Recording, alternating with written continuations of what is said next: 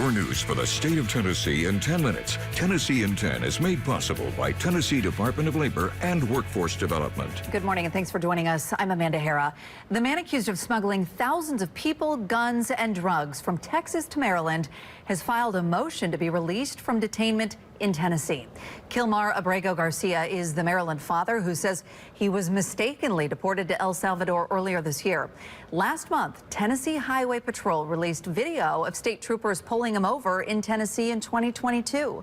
Troopers at the time suspected Garcia of human trafficking, but he was never charged and was allowed to leave the scene of the stop with only a warning about his expired driver's license.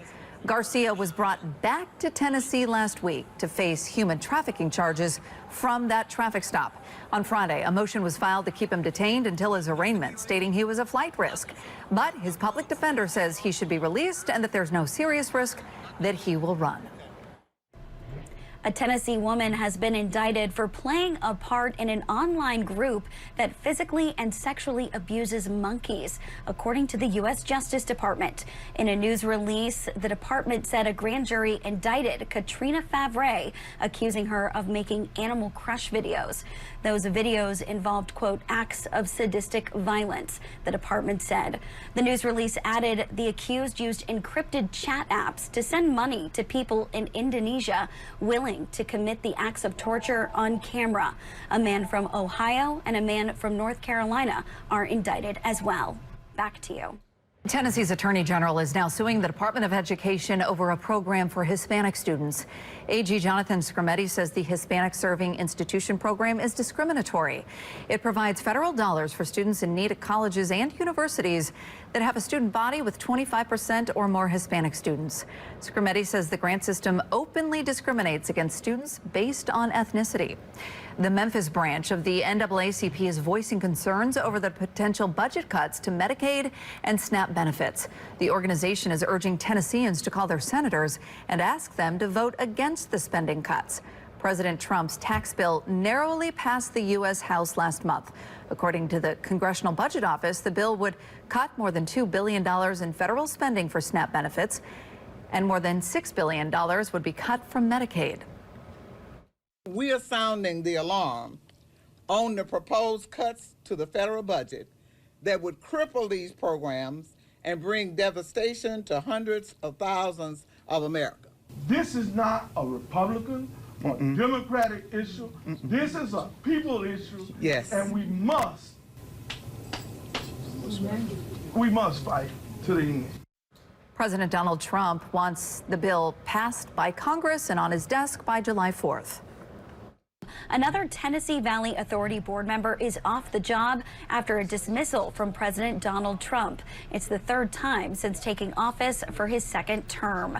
A filing with the Securities and Exchange Commission shows Beth Geer's appointment ended Monday.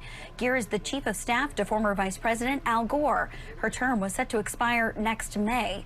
Geer's departure leaves just 3 members on the board, which means it will continue to operate without a quorum, which requires at least 5 members. The TVA's bylaws say that when the board does not have a quorum, it can continue already established operations, but cannot start any new programs or initiatives. Back to you.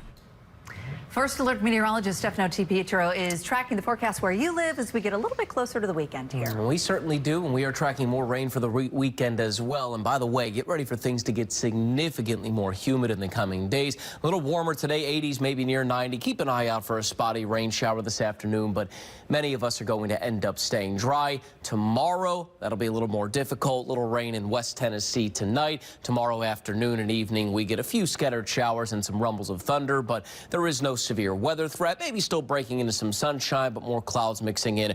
Overall, for our Friday, it will just be a day to keep the umbrella handy. Let's talk about your all-important weekend. More rain building in Saturday. Scattered showers, thunderstorms again. There's still no severe weather threat.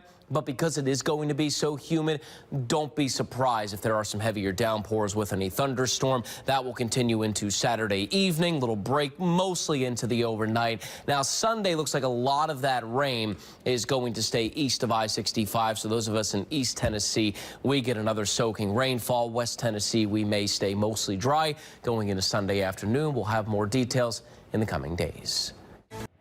The wife of a missing man in Arlington is asking for more help to find her husband. 43-year-old Jonathan Roach, a husband, a father of two, and an Iraq War veteran, walked out of the front door of his Shelby County home Saturday afternoon. He left his phone and truck behind and has not been seen since. Tracy says he's an experienced outdoorsman who likes to go for long nature walks when something's on his mind.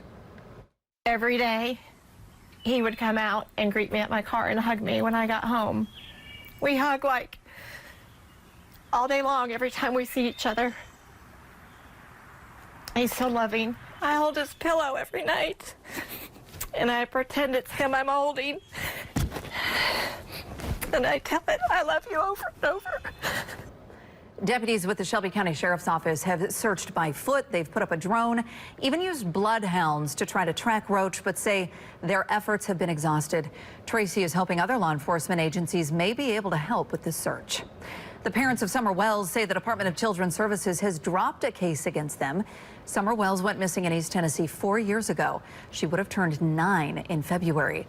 Her parents just posted on social media saying the state has cleared them of accusations that they abused or neglected their sons. And if Summer is found, that she'll be allowed to return to the home. The TBI has been looking for Summer since 2021 after she disappeared from her Rogersville home. The family believes she was kidnapped, but investigators say there is no evidence of that. Thanks for watching Tennessee in 10.